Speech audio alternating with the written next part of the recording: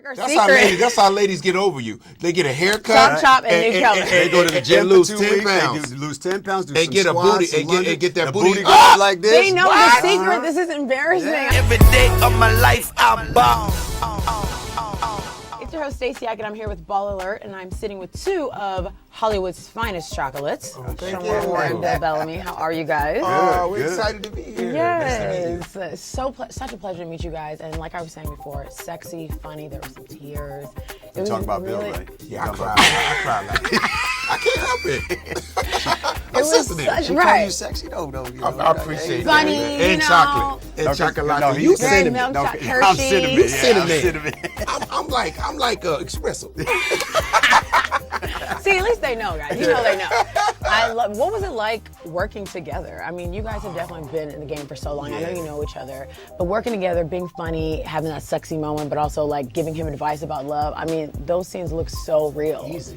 Right. Easy. Because we're friends. Like, Right. you know, honestly, man, I've been knowing Shemar almost my whole career, but when we did The Brothers, it was kind of like a lock. And, Right. you know, we always stay in contact. And then when this movie came up, you know, it was very serendipitous because I was on Arsenio. He was on as a guest, sort of like the movie behind the scenes.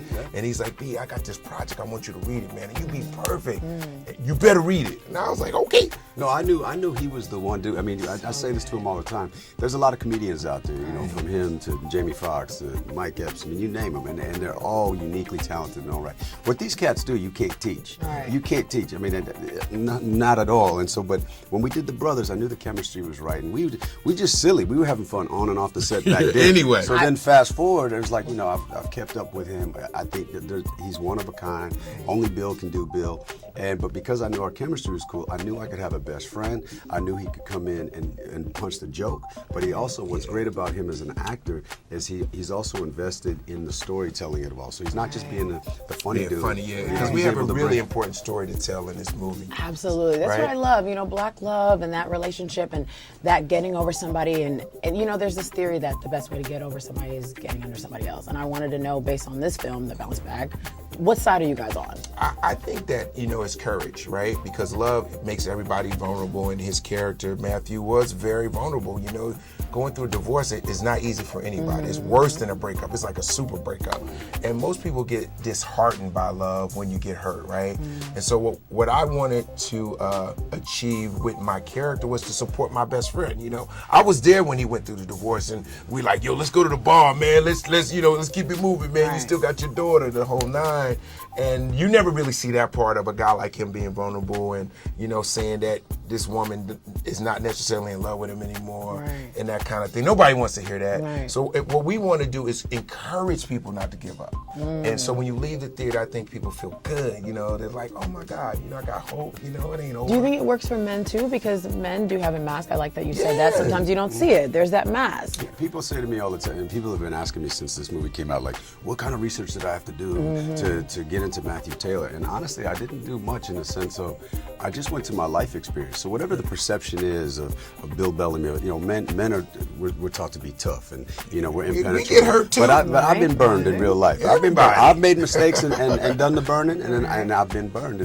And you know, so to your point, to your question, I just say, when you go through a heartbreak, you play your little sad songs and all that, but you only do that for so long. You give yourself a limit.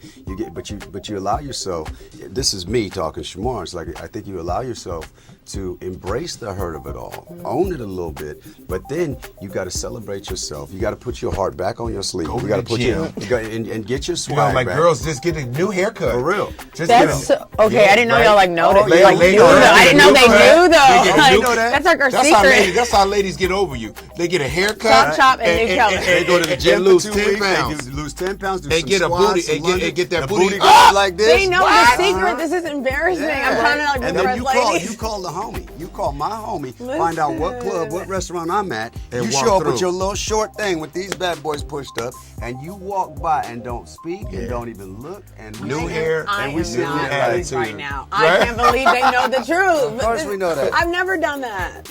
Anyway. Whatever. Okay, so you guys have had different relationships. You're married, you've dated. How has your expectations of relationships changed from your 20s till now? For me, I was single for a long time, and I found my wife, and I thought that was the best thing for me, you know what I'm saying? Because I wanted to start a family. I wanted to be with someone that I could share this journey with, and it took time, it ain't easy, you get bumped just like in real life, like, we all been through it.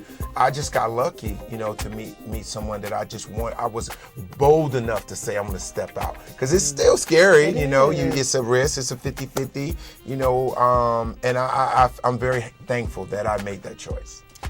I know a lot of He is available. He is accepting his singleness. Well, he did say that you wanted to be married within the next 2-3 years on Instagram. I am available and I'm ready. My mama wants some grandkids real bad, but I'll say not this. Today, but like soon. My mom was like, "Are you done practicing?" Damn, I mean, look, can you get it right? Well, he like practice. He ain't gonna say that. Hey, if I had to practice. What changed though? Practice, What changed? You get good when you practice. You get it right. You get better. You become an expert. No, but like for me, it's been about timing, and I'll just be 100. Went through some relationships, got burned, and when you get burned, you like, ooh, it's hard to jump back into that. And so what I did is I focused on the career, and so I got in the game when I was 23 years old, and I mean, come on, I was a little kid in the candy store. This was like brand new to me, so red carpets, pretty people, I'm on TV, people fussing at me. I was like, this is great. I'm not doing none of this. Right. But now I'm 46 years old, and it's timing. So you can meet someone you think is the right one, but if your life experience and your timing of where you're at and what you're trying to do doesn't match up, it's all about time. So, but for me, I was selfish in the sense of I wanted to make sure this career was right, and so my number one priority was career. Now, women don't want to hear that they're number two. Women need and deserve a lot of attention. So now I'm at a place where I want balance. It's a lot because I'm in this transition of my career right now. I just left Criminal Minds, where I did that for 11 years. I've been doing my thing for 24.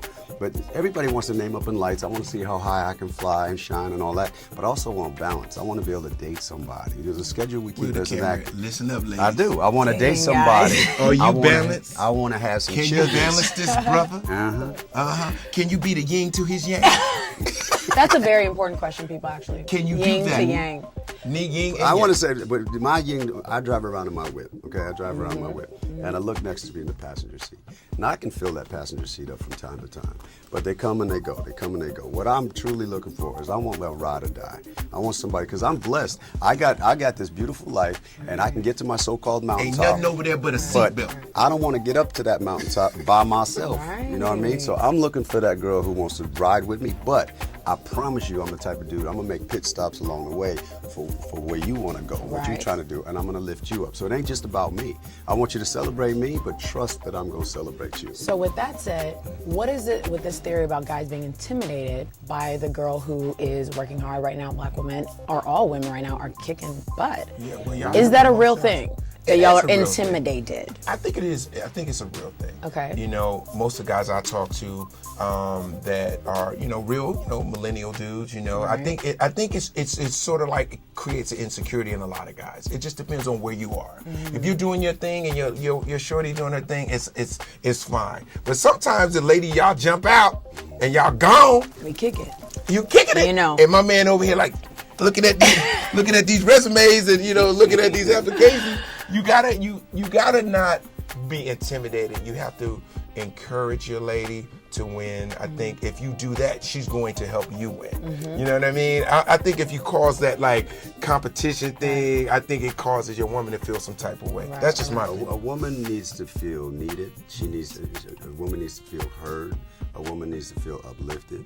Okay, but a man's got to feel like a man. We need to be heard. And we come home. You can't work all the time, baby. I'm down here. Right. I'm down here by myself. I need you, boo boo. Hey, where you at, babe? I love it. Last but not least, let's talk Baby Girl Nation and their investment in this movie, which I was so pleased to find out that, you raised this money and that you believed in that story that much. I thought that was so important. So what's your feelings towards Baby Girl Nation? Which sometimes I laugh a little because they're very Baby Girl Nation, it took on a life of its own. I didn't see that coming. It was just a cute little expression I said on Criminal Minds. I've actually been saying baby girl my whole life. Right. I've just been running my mouth. I call them Shemar-isms. There's a bunch of isms I can't say on TV, but baby girl stuck. And then I was just looking for a way to flirt and carry on and interact with my fans on social media.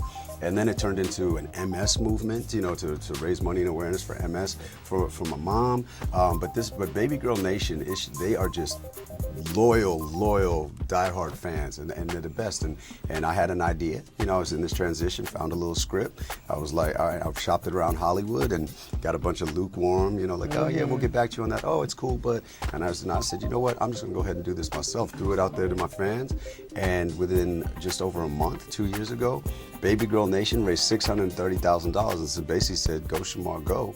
And so I took it and went and found my boy and some other friends, and we made a movie. The Bounce Back Boys Is here. December 9th is going to be so amazing. Yeah. Congratulations, you guys. Thank Seriously, you. I'm so excited. Thank Who do you. you want us to go see the movie with? Friends, family, mom, dad? Everybody. The ladies can go and have ladies' night, but the fellas, Go trust see me. it. I love And it. all Go to the aunties. movies. Good. Bertha, Brenda, Phyllis. The single fellas, you All know how of- many single all my ladies will be in this I movie? love it. Jackie. I love it. I want my auntie Jackie to go.